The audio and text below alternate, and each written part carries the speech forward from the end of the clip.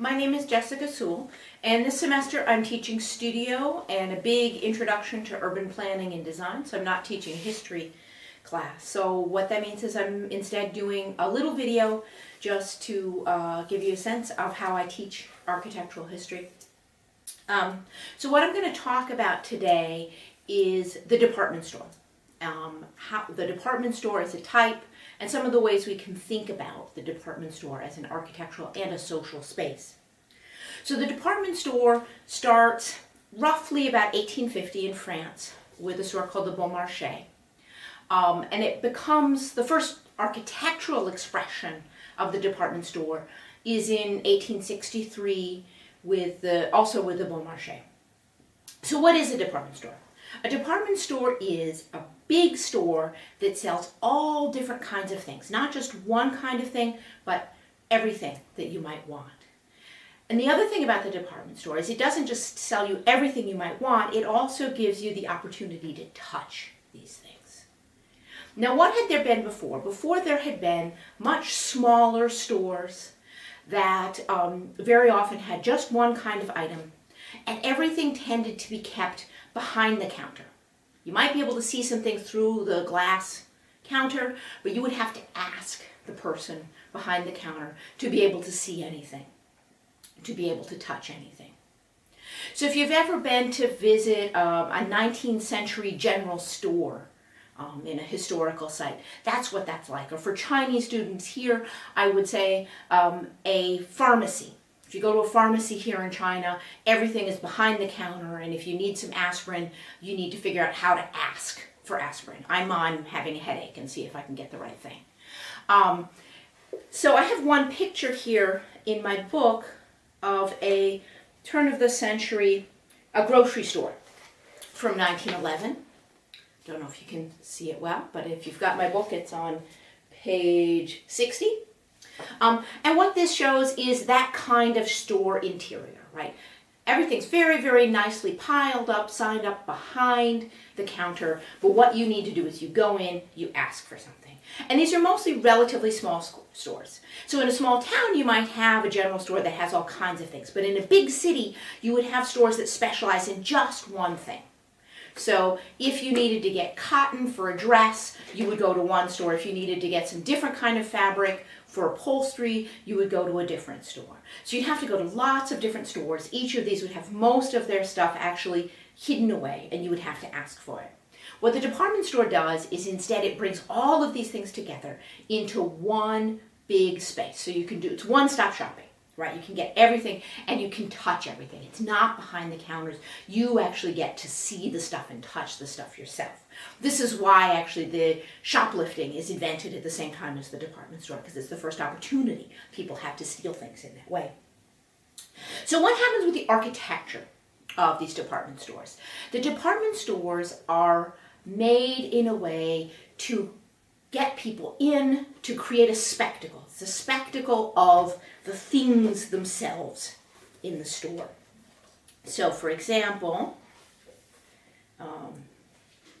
here's a display from around the turn of the century, page 28. That's an elaborate display made with handkerchiefs and pieces of china and frames, right? And so the idea is you go in and there's just all this fabulous stuff.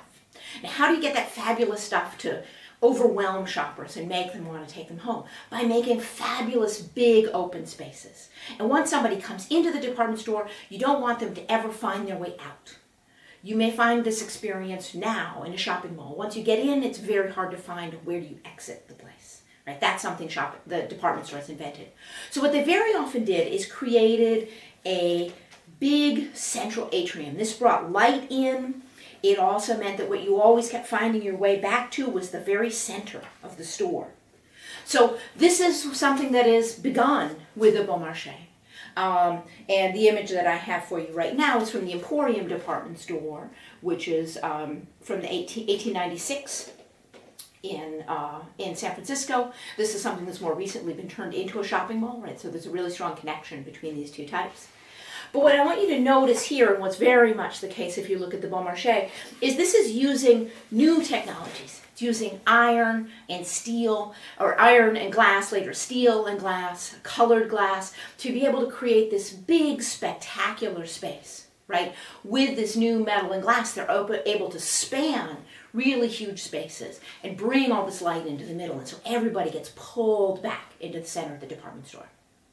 So the department store is this space of spectacle. It's designed to get you in and keep you in, but make you not even realize that you're stuck inside because you're having so much fun.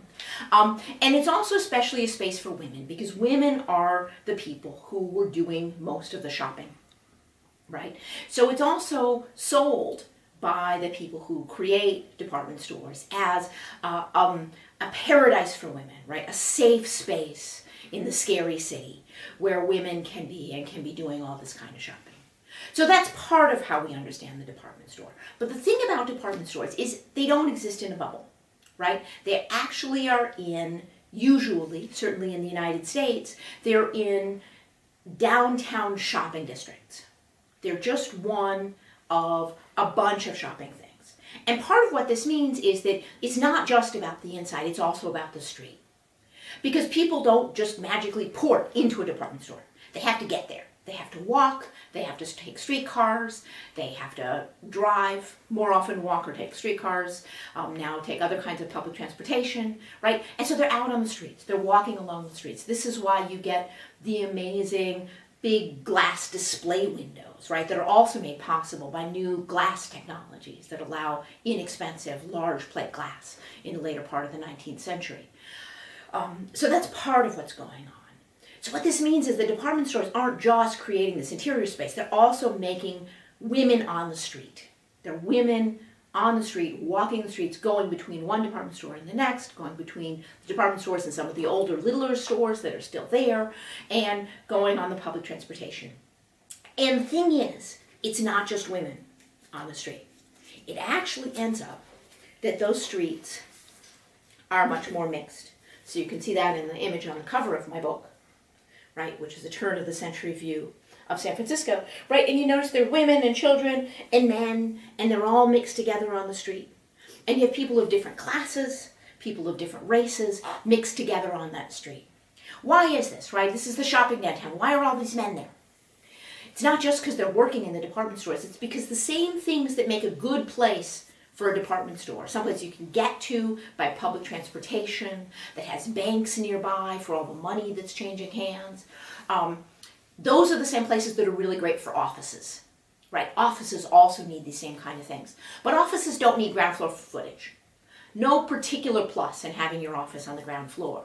So what this means is that downtowns have a tendency to have a kind of, at the turn of the century at least, tend to have a kind of a building that we can see here in San Francisco. This is the Emporium department store right here.